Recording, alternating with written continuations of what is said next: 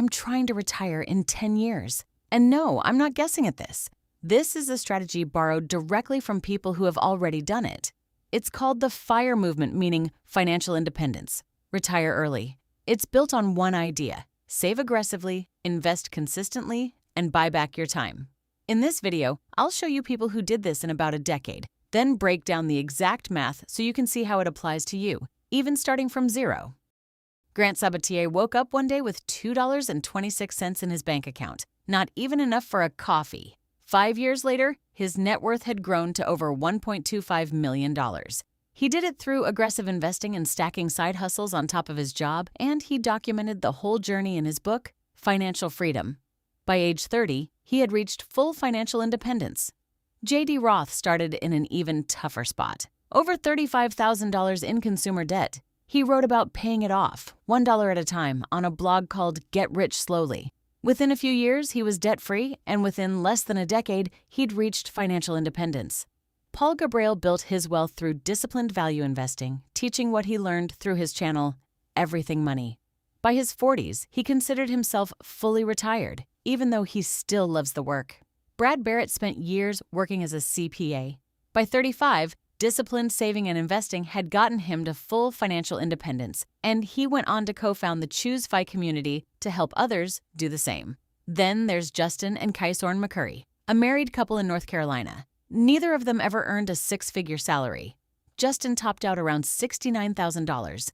Kysorn around $74,000 by saving and investing over half their income into low-cost index funds for about 10 years. That portfolio grew past $1.3 million. Justin retired at 33, and Kysorn joined him a few years later at 38. None of them won the lottery. None of them inherited money. What they had in common was consistency, showing up with the same habits month after month for about a decade. Here's the part that make it feel impossible. The first few years of this journey feel painfully slow. In the beginning, your own contributions are doing almost all the work.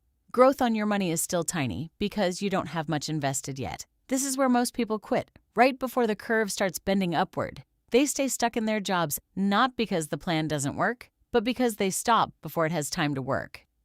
Step 1 is picking your own target. Say you're 25 today. Your target might be retiring or at least reaching financial independence by 35. It doesn't have to be exact. What matters is that you write a real date down because a vague goal produces vague effort. The first lever is income. You don't need 5 side hustles that burn you out one passive stream, or one passion project that also earns is enough to start diversifying. The second lever is spending. This is not about depriving yourself. It's about cutting the spending you don't even notice, so more of your money can go to work for you. The real answer behind all of this is compounding. Your money earns a return. Then, next year you earn a return on your original money and on the return it already made. In the early years, that snowball looks like it's barely moving. But every year you leave it rolling, the bend gets steeper. This is the entire secret: growth plus inflation-beating returns plus time plus consistency. Let's make this real. Say you invest $100 a month, about KES 13,000 if you're in Kenya, into something earning a steady 10% a year. Start with whatever fits your income. The principle stays the same. Quick note, this is a simplified example to show you how the math works. Real returns will move up and down year to year. After 3 years, that habit grows to roughly 516,000 shillings. You've only put in about 468,000 of that yourself. Growth already added the rest. By year 5, you're sitting at roughly 952,000 shillings. You're closing in on your first million without changing a thing. By year 7, it's around 1.48 million. Notice the jumps between each stage are getting bigger. That's the bend from the last scene, showing up in real numbers. And by year 10, roughly 2.49 million shillings, built from a habit of about 13,000 shillings a month.